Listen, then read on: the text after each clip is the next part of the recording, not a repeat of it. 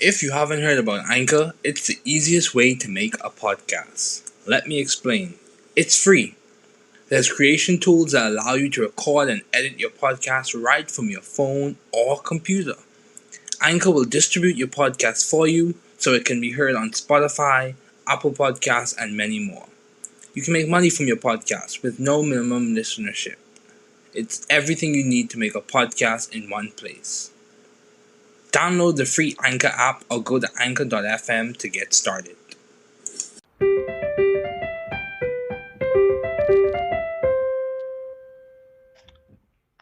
Welcome to the New Chemist. We're glad you're listening. Feel free to download this podcast on Google Podcasts, Apple Podcasts, and Spotify. Here on the New Chemist, we discuss chemistry, which simply put is the science of change, as well as careers, community, research, and COVID-19. We're happy you're tuning in. My guest today is Leselle, Vincent. Thanks for joining me today. It is good to hear from you. Just briefly, I'll inform my audience about you. Leselle is an experienced and motivated research engineer with a demonstrated history of working on environmental waste and chemicals projects, engaging government and industry stakeholders, and developing and managing programs and empowering youth. She has achieved excellence in many areas, graduating with a bachelor's degree in environmental engineering and engaging in graduate studies at Columbia University in development practice. Please welcome Leselle Vincent.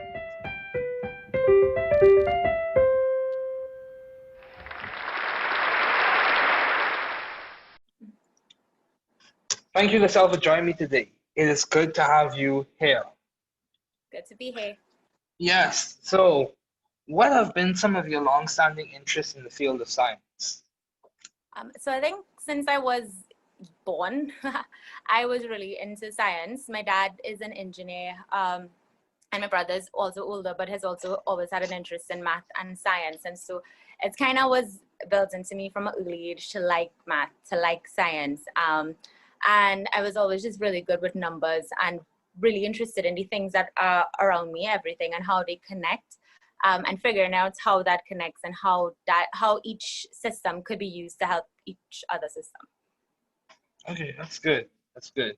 So, given all your responsibilities and accomplishments, how do you maintain a balanced life? How are you maintaining a balanced life? So honestly, it has been a struggle, especially with coming back home. So I studied in Atlanta for 4 years and then I worked there for 1 year. But then I came back to Trinidad and I've been here for the past 3 years.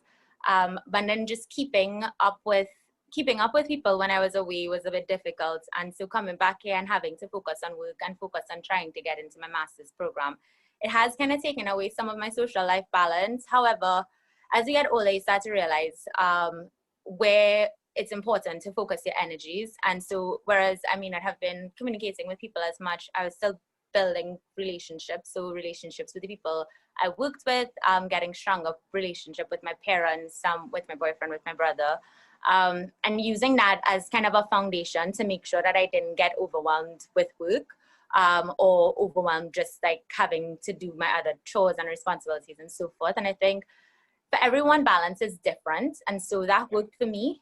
But I know for other people who need a bit more of that social aspect in life, they would have to figure out, okay, so set aside the time for the things that matter.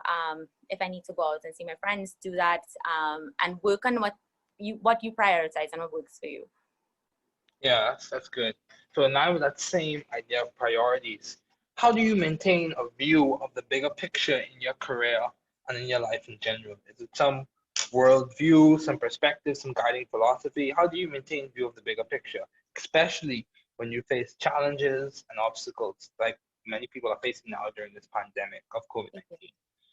So for me, the one thing that I've been certain of was that I want to make a difference. And just looking around me, like looking at the news and social media and everything, you see so many injustices and it's constantly there. And so it kind of keeps me focused on what my bigger picture is, which is to make a difference. And then everything I've done so far is kind of like putting me in a position where I can have an influence, hopefully, on helping to create injustices, whether small or big. And just knowing that that is my goal, knowing that that is where I want to end up has been really key and keeping me focused, keeping me with a direction. And I think that there in itself is looking at the bigger picture, because how my brain works is that I see the bigger picture. Sometimes it's a bit smaller to break down tasks and activities into just smaller accomplishments, which is a whole other thing that has to be worked on. But at the end of the day, it's just that bigger picture of how everything is connected, how it's connected to me, how it's connected to other things, and trying to incorporate that into my decisions, into my future, into my goals. Yeah, that's true. So, in terms of your major at Georgia Tech, why did you choose environmental engineering? Honestly, initially I wanted to go into chemical engineering, following in the footsteps of my father. But how the Trinidad system works is that for the upper level studies before going into college, I would have had to do physics, which I loved up until electromagnetism. And so that kind of made me have to restructure my whole life, which gave me a couple months of anxiety. But then going on a school visit for my brother, I saw a school magazine and a term that I'd never heard before, environmental engineering. And I was like, this sounds interesting. I won't have to do electromagnetism. So I still came up in college.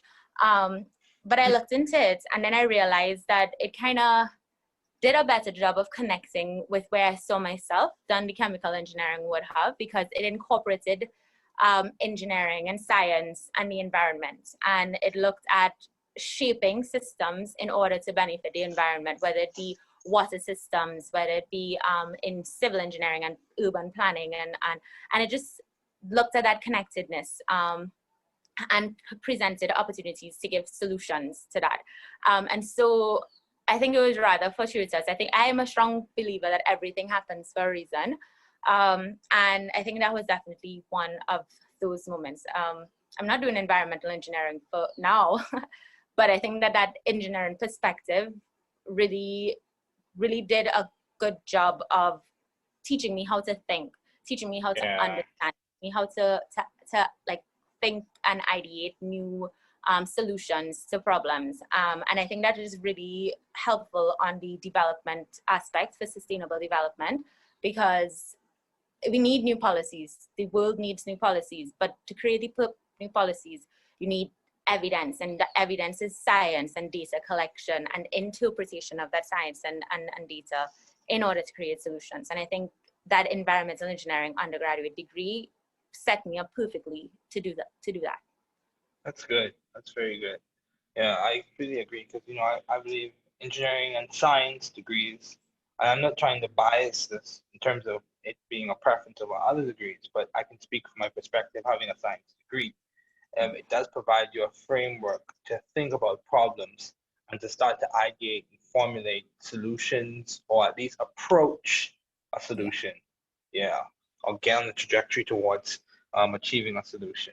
Yeah. So along the lines of adapting and solution-oriented thinking and creativity, how have you been creative in the field of science? What ideas jump out at you in terms of your work thus far, in terms of chemical waste management or environmental engineering? What ways have you been adaptive or creative? So I'm still in that place of trying to figure out what my big idea is. Okay, So that's I fine. can't really fully answer that question, but I think ideation and creation and thinking of new things is a process. And so I'm still in the learning phase, still trying to understand how the world works, and still trying to see where there are gaps, and there are gaps in everything. So ask me in a few years, and hopefully I'll be able to have a better answer. That's good, and that's a very honest answer, which I appreciate. So, along the lines of you finding a right environment for you to thrive scientifically and intellectually, you mentioned how your environmental engineering degree set you up perfectly for what you're doing now, as well as you are at a very good school where graduate studies is concerned, Columbia University. So, how did you seek or find those environments? How did you get in those environments or matriculate into those environments? So Columbia is a top-notch school, and I think they have a very unique program that it actually started in Colombia, and now it's expanding on a global level. So I'm doing a master's in public administration in development practice. And MPAs are common; they've been around for a bit, but the in development practice part is the important part of it, because it was developed off of a recognition that development is one thing in a theoretical and conceptual sense. However, the actual application of that theory and of those policies and stuff is something that is needed in the world. And so it was founded in Colombia not too long ago. I don't remember the exact age, but now it's in several schools, not just in the US, but throughout the world, and it's an expanding program. And so that's one of the big things that drew me to that program, the fact that it was unique and that it was practice oriented. And because I think that day works perfectly with my engineering background, the application. And so as far as how I see that as being like conducive to my growth, it's in my third week of the program. So it's still and especially since I'm doing it remotely because COVID, I'm still trying to figure that out. However, it's been an eye-opening almost 3 weeks so far, just with the readings that I've been assigned with my classes, and then discussions with my extremely diverse group of classmates. I think it has the potential to kind of help me to figure out my life, which I'm still trying to do. So. Yeah, that's good. That's very good. So, given your environment, how do you maintain vision and teamwork in your environment? Even remotely, how are you maintaining vision and teamwork? Vision of your goals and your aspirations, and teamwork in terms of your work environment. So, I like people. I like people. I like working in teams. That was especially something I realized in my last job where I worked, which was a regional organization here in the Caribbean. And realizing, when I was working with a team on a project, I was a lot happier than when I was kind of working more or less solo. So I envision teamwork to be very strong for me, as in how I see myself in life. But in this specific environment, I was very nervous about it. Actually, I was nervous at having to start this program remotely. And not without having the chance to build that connection with my peers. And Zoom fatigue is real. But it has, the program directors have done a really good job from the orientation, where we got a whole week to get to know each other, and break out into breakout groups and kind of have these small group discussions. And even with the classes, the professors all incorporate small group discussions, group projects, and teamwork into their classes. And I think that day has been a really good way to just share experiences, because once again, it's a really diverse group of people, and from countries that I know nothing about, and sharing those ideas, it helps. You can't do everything in a silo. So yeah, I completely agree. Teamwork is important, and it allows for synergy and creativity and bouncing ideas off each other. I think it provides impetus for personal growth and social development, a lot of things. Teamwork is important. Yeah, so I'd say by many standards of measurement, if you would just reflect on some of your past achievements, you were the president of the Caribbean Student Association at Georgia Institute of Technology. You graduated with an environmental engineering degree. You're currently at Columbia. You worked as a research engineer. So in many ways, you have been successful in achieving what you set your mind to. So how or what would you attribute to your success thus far? What is a basis for your success, or one of the bases? First of all, success, I guess, is relative. I know it appears so on the outside, but there's still a lot that I would have liked to have accomplished, but haven't had the chance to do yet. Yes. And so, once again, I'm still aiming towards that. The impact. I'm young, getting older every day, but I'm still young. But I think for me, though, with the perceived success I've had so far, I think a big part of it for me was my family. Yes. Just having that stable foundation. And I know I was very privileged to grow up in a home with two parents, and with a mom who stopped working to take care of my brother and I at a certain age. And they've been from day one very on both of us about, the importance of education, the importance of trying to be happy, the importance of having a direction, wanting to make impact, but also like not limiting your scope. Because I think that's been a really big thing for me since I was born. My parents were like, don't just limit your what you know to Trinidad. It's a very small country, but on the global scheme, it's if we're lucky, we're a dot on the map. If we're lucky, sometimes we're not even there. And so they grew us up to know that there is more out there, and that it's not that in more out there means that we are less than. We in Trinidad have so many beautiful aspects of our society and our culture and how we do things that can be shared. And so to not be selfish about taking from outside, but also understand that we can give. We as Trinidad can give to the outside world. So I think everything I have done is because of that really strong foundation that I have. And I think even now with the difficulties of COVID, but also with coming back home and everything, my boyfriend has been a huge help with that, a huge source of strength. And I think that has been really good because it's also pushed me. And I think having good people around you, whether it be your partner, whether it be your parents, whether it be your friends, I think is a really good metric for success.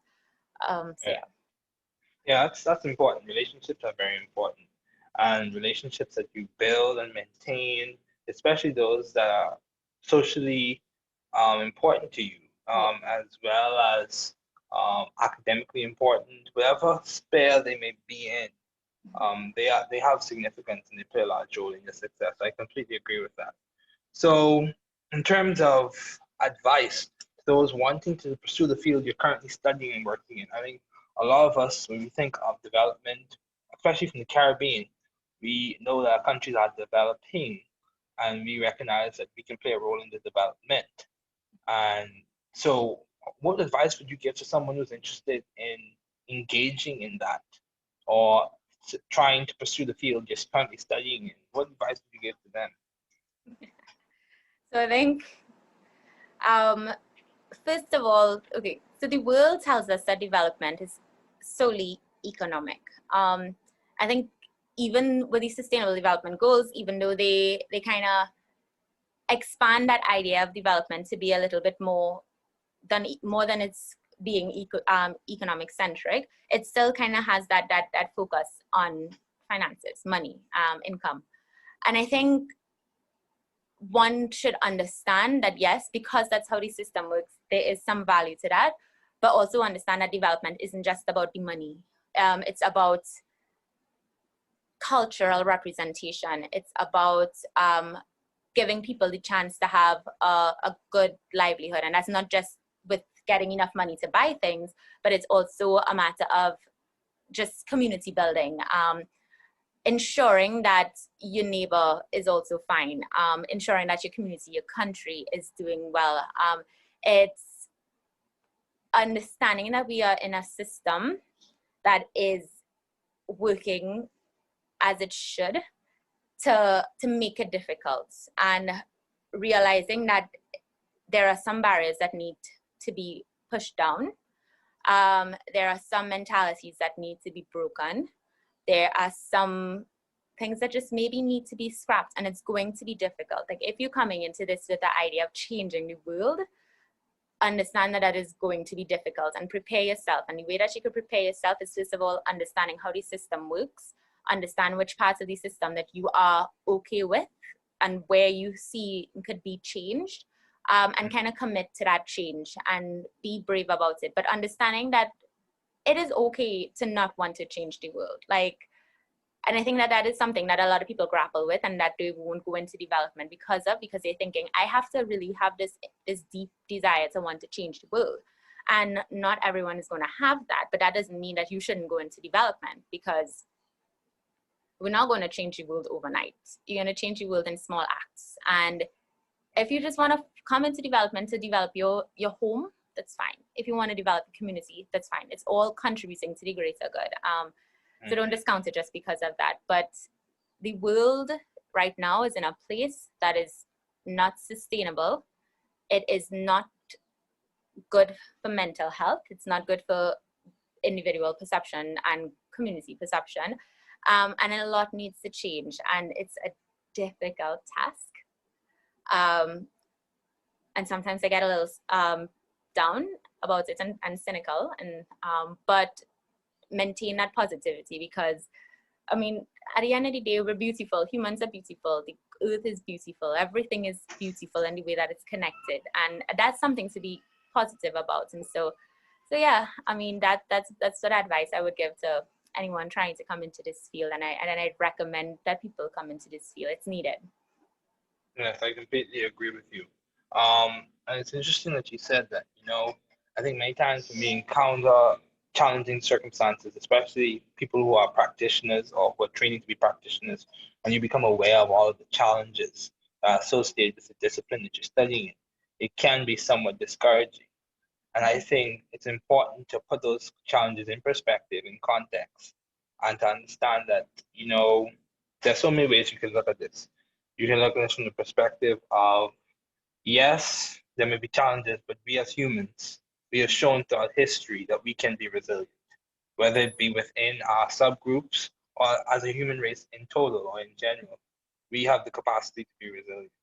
And I think that is something that stands out, and I think that's something that we can keep in mind, as well as when there are challenges within your sub-discipline, you could think about those who have gone before you, who may or may not look like you, but they have gone before you, and they have been successful in spite or despite of those challenges. Yes. So I think those things, in the process of, encountering challenges can be discouraging, and we acknowledge that. We name it, and we acknowledge it, that it can be discouraging. Yes. And we engage with it, but we don't stay there. We Yes. move forward, and we seek to improve, whether it be in some small granularity. Yes. We seek to improve it in our small way, maintaining our authentic selves, and seeking to change our environment one day at a time, one decision at a time. I think that's important, very important. Yeah. Thank you. Yes. So, what is some of the most beneficial advice that you have received as growing up in Trinidad? What are some of the beneficial advice that you have received? If you had to name a few or list a few, what are some? I think one, and actually it was said just the other day, actually, which is something that I grapple with, is passion is good, but in order to communicate what you have to say effectively, sometimes you might have to kind of limit the emotional response, just because of how other people may react to emotional responses.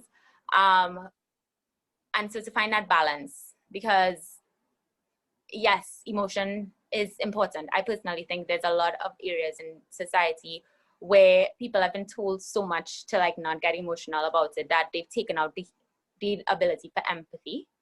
But at the same time, if you get too emotional, too angry about something, you could lose things with regard to communication, and there's that peak of a response. And so I think for me that was important to hear, just because sometimes something can get me really, really, really angry, really passionate and upset about something, and I may be a bit quick to respond without thinking it through.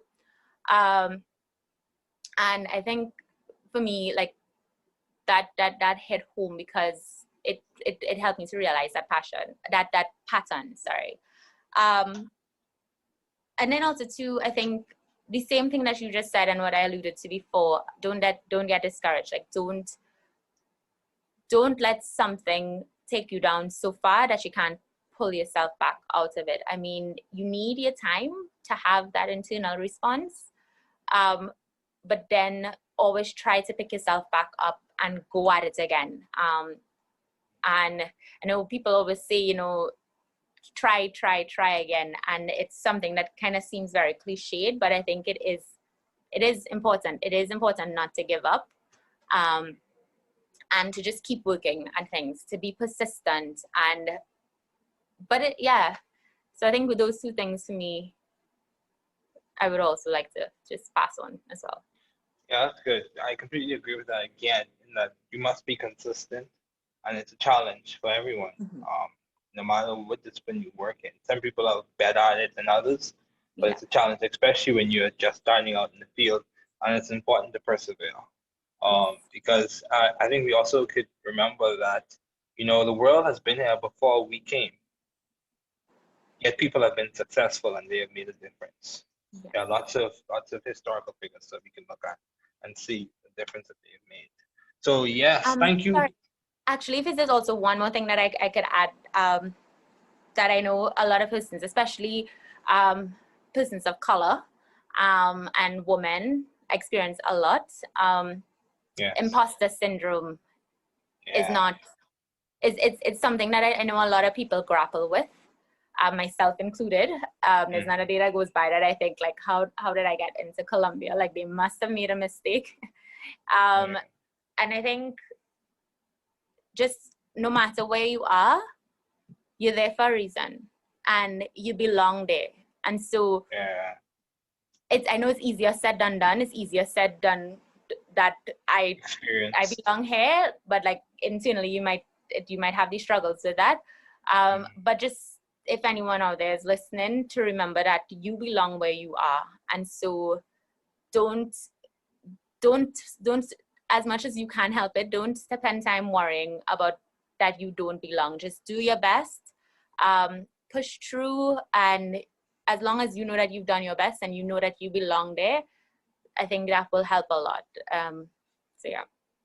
Yeah, and that's something I'm glad you brought that up. So, I think that's a very important point. The sense of belonging and understanding that, yes, I may have differences. Yes, I may have challenges. That does not take away from the fact that I belong in this place. Mm-hmm. And there's a reason for me belonging here. If you think of the analogy of plants in water, Mm-hmm. there are certain plants that actually grow well in water, Yeah. as well as a seed in the soil. Yes, if you think of a barren land or land that doesn't have any plants yet, you know, before a farm is placed on the land, especially I could speak in reference to Freeport, Grand Bahama, before you place a plot, before you set up a fertile piece of land, you have to break up the ground, you have to till the soil, you have to put down fertilizer, Yeah. and you have to put down seeds in order for you to see the plants grow. So it's a process, Mm-hmm. Yes, the environment may not be the way you want it to be, but it can change. Nothing is really fixed in stone. There's still a possibility of changing it. And also, just because it looks challenging at first doesn't mean that it's not where you belong. Mm-hmm. You never know. Some may say that challenge may be there for you to complement the changing it. Yeah, yeah. I like that a lot. Yeah. Yeah. So anyway, Leselle, thank you so much for joining me today. It was good to have you on. Thank you so much.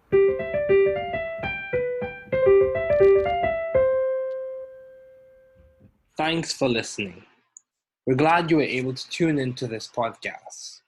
Once again, this is The New Chemist, where we discuss chemistry, which simply put is the science of change, as well as the other sciences, careers, community, research, and COVID-19. Thanks again for listening.